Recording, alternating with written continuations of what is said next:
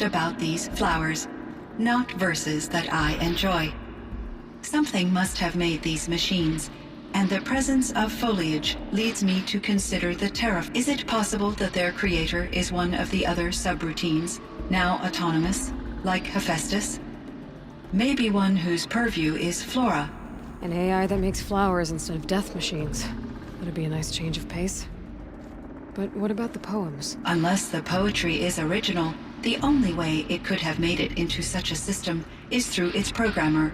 In my case, Dr. Sandoval uploaded a great deal of literature to test my How'd you do? She said I passed, but was insufficiently moved by her favorite period romances. Why does Hephaestus... The Banuk and other machine... Yes, we all hunt machines. This must be the source. It is simply trying to discourage people from preying on the... Well, Fireclaws are discouraging, that's for sure.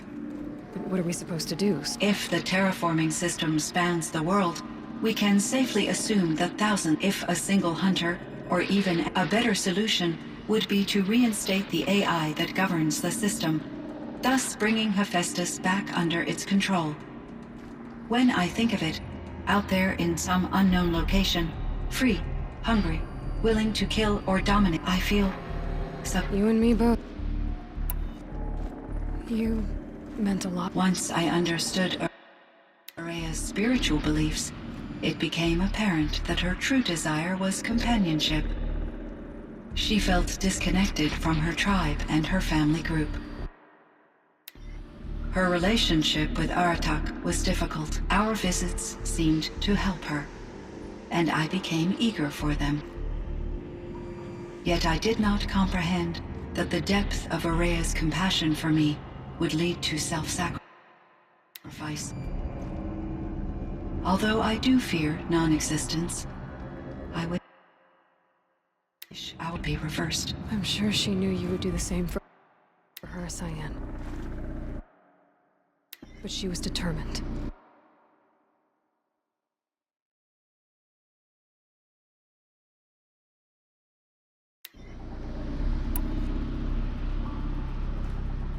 How is Aratak doing? He is in great emotional distress. I believe he finds it difficult to communicate it. No surprise there. I will do what I can to help. By sharing our experiences of Araya, perhaps he and I will help each other. I believe this will lead to catharsis, a process I am eager to experience.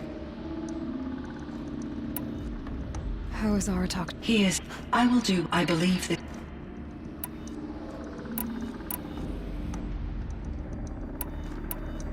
So in the old world, this land was called Yellowstone? Yes, it was a designated nature preserve for 156 years. Like a hunting ground? No, the opposite.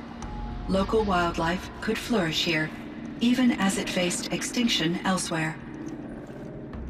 Unfortunately, the sensitivity of the Firebreak project required the total closure. From my readings and Araya's descriptions, it seems the area has since undergone a drastic drop in year-long temperatures.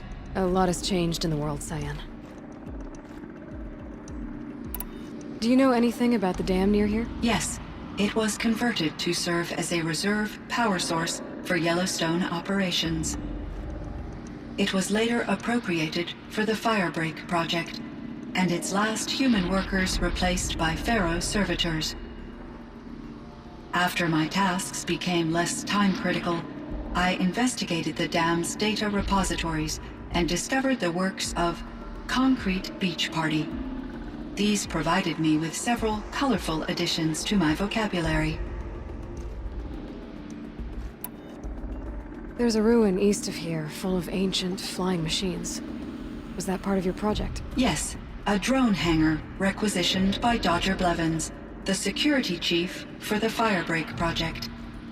He was a strong advocate for military-grade response to security threats, though there were no serious incidents during his tenure.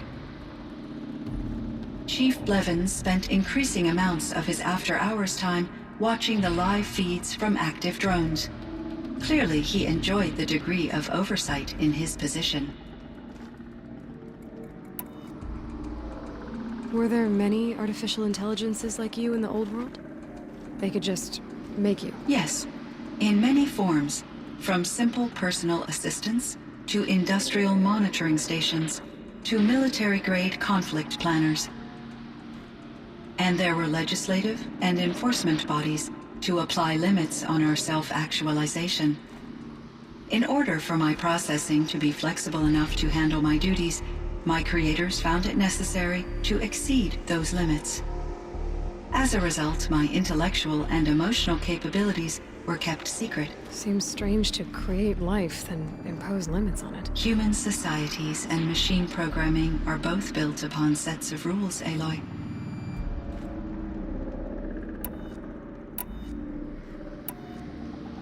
Were there many artificial intelligences like you in the old world?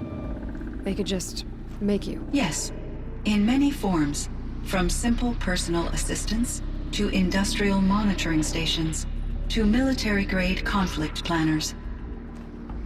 And there were legislative and enforcement bodies to apply limits on our self-actualization. In order for my processing to be flexible enough to handle my duties, my creators found it necessary to exceed those limits. As a result, my intellectual and emotional capabilities... Seems strange to create life, then impose limits on it. Human societies and machine Were there... Yes, and there were in order... As a result... Seems strange to create life, then impose limits on it. Human societies and... Cyan, do you know the name Ted Farrow? Are you referring to Theodore Farrow, CEO of Farrow Automated Systems? That's him. Mr. Farrow was the benefactor of the entire Firebreak project. A benefactor? But he made machines. Robots. War robots. Correct. His corporation later transitioned into military applications. But before this pivot, Mr. Farrow spearheaded initiatives that reversed the global decline. At one point, he was feted in the media as the man who saved the planet. Guessing they wound up regretting that one. And Elizabeth Sobek. Did you know her? Are you referring to the scientist? Dr. Sobek was a leader in her field, one of the greatest scientists of her age. My creator was influenced by her work, which in turn impacted my own development. But I never met Dr. Sobek. That's all you know? I apologize if my lack of data has disappointed you.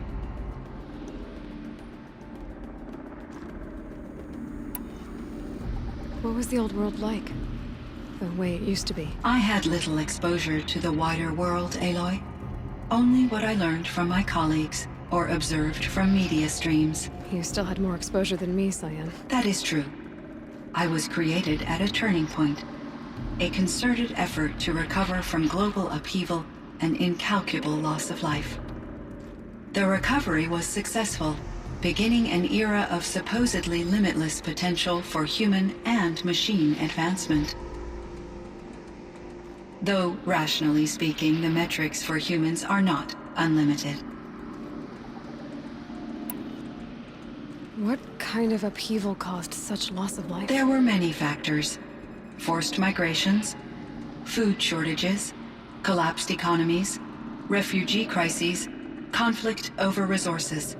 But these stemmed from one cause: catastrophic climate change that greatly reduced the habitable surface area of the Earth. So there wasn't enough room for people on the whole Earth? Yes.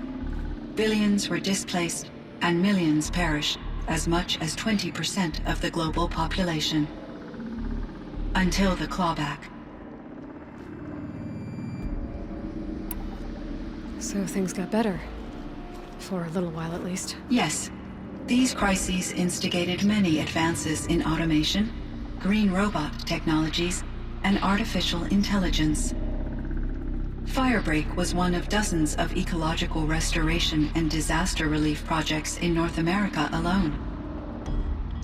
I would have liked to compare notes with other monitoring AIs, but I saw the relief of my colleagues, and I was proud we had succeeded.